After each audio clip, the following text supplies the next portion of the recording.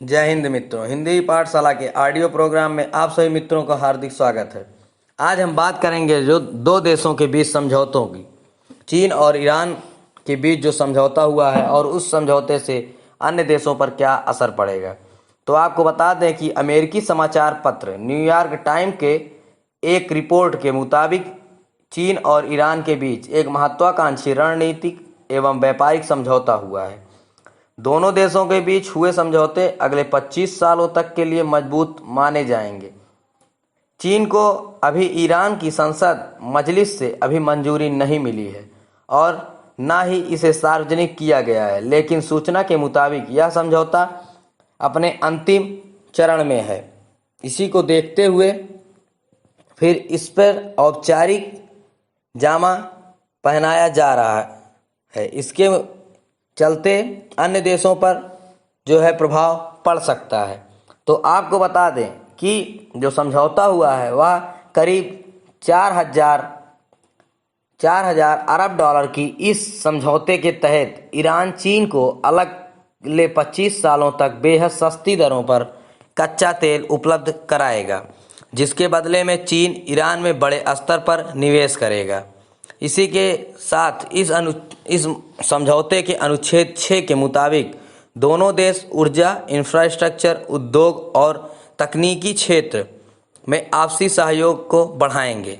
इसी के साथ ही दोनों ही देशों के बीच में अगले 25 सालों के लिए आपसी सहयोग बढ़ाने पर सहमति भी बनी है।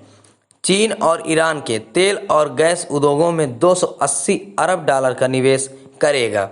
इसी के साथ चीनी पक्ष ईरान में उत्पादन एवं परिवहन के आधारभूत ढांचे के विकास के लिए भी 120 बिलियन डॉलर का निवेश करेगा। ईरान और चीन को अगले 25 सालों तक लगातार काफ़ी सस्ते दरों पर कच्चा तेल और गैस उपलब्ध कराएगा। इसी के साथ ही चीन जो है वह 5G के लिए इंफ्रास्ट्रक्चर का निर्माण करवाने में ईरान की सहायता करेगा और चीन को बड़े पैमाने पर बैंकिंग, टेलीकम्युनिकेशन, बंदरगाह और रेलवे समेत दर्जनों दूसरी ईरानी प्रोजेक्ट में अपनी भागीदारी बढ़ाएगा। दोनों देश आपसी सहयोग के जरिए साझा सैन्य अभ्यास और शोध कार्य करेंगे। चीन और ईरान एक दूसरे के साथ मिलकर हथियारों का निर्माण करेंगे और एक दूसरे से खुफिया जानकारियां भी साझा करेंगे। तो इस तरह से आप लोगों ने देखा कि अगर जब चीन ईरान के साथ आ जाएगा तो वह ईरान पर किस तरह से निवेश करेगा और ईरान में किन किन चीज़ों की उपलब्धता को बनाएगा। तो आपको बता दें कि इसके साथ ही जब जानकारियों का खुफिया जानकारियां साझा करेगा, क्योंकि ईरान में चीन के साथ ये समझौता अमेरिका की पाबंदियों और धमकियों को दरकिनार कर दिया गया है, इसलिए इस समझौते का असर न सिर्फ अमेरिका बल्कि भारत समेत कई देशों पर पड़ेगा। इसी बीच एक और खबर आई है कि ईरान ने चाबहार रेलवे प्रोजेक्ट से भारत को अलग कर दिया है। ईरान ने कहा कि भारत की ओर से फंड देरी में मिलने के चलते ईरान अब इस पर अकेले काम करेगा। यहाँ तक कि ईरान ने अपना काम भी शुरू कर दिया है।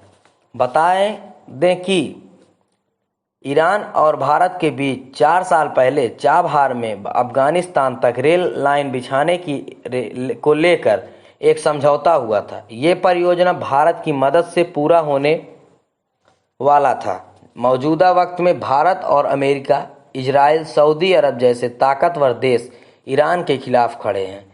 अमरीकी पाबंदी की वजह से ईरान में विदेशी निवेश लगभग ठप पड़ा है।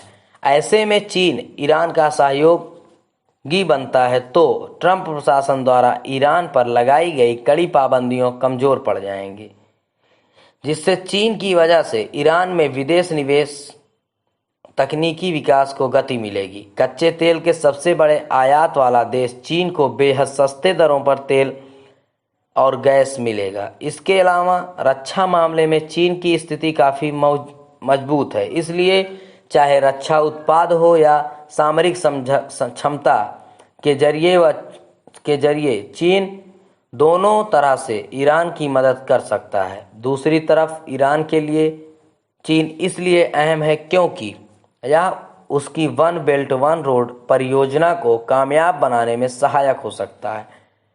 विशेषज्ञों का कहना है कि यह समझौता रणनीतिक रूप से बेहद अहम है और इसकी वजह से खाड़ी क्षेत्र में महत्वपूर्ण बदलाव देखने को भी मिल सकते हैं। दरअसल ईरान और चीन के एक साथ आने में इस इलाके में नया पावर प्लेयर पहुंच गया है। पूर्वी एशिया, पूर्वी पश्चिमी के देशों में अमेरिका का अकेले वर्चस्व रहा है। पिछले कुछ सालों में रूस ने भी यहां कुछ हद तक पहुंच बनाई है। यह पहली बार है कि चीन ने यहां यह कदम रखा है। चीन की मौजूदगी से खाड़ी देश में सऊदी अरब के अधिकार को भी चुनौती मिलने की आशंका है। विशेषज्ञों का मानना है कि इस समझौते के बाद अमेरिका और पश्चिमी देशों का रुख ईरान के प्रति नरमी पड़ सकता है। इस समझौते का असर भारत पर भी पड़ सकता है। दरअसल भारत ईरान में चाबहार बंदरगाह को विकसित करना चाहता है और इसी चीन की पाकिस्तान में ग्वादर पोर्ट पर जवाब माना जा रहा है। चाबहार भारत के लिए व्यापारिक और रणनीतिक रूप से महत्वपूर्ण है। ऐसे में चीन की मौजूदगी भारतीय निवेश के लिए मुश्किलें पैदा कर सकती है या कुछ कर रहे हैं। दरअसल चीन निवेश ने अभी भी अफ्रीका के केनिया और एशिया के श्रीलंका जैसे देश को कर्जदार बना के ही छोड़ा है। ऐसे में लोगों को लगातार लग रहा है कि ईरान का भी यही हश्र होगा। इस तरह ईरानी लोगों को लगता है कि अप्रत्यक्ष तौर से चीन का उपनिवेश बन जाएगा।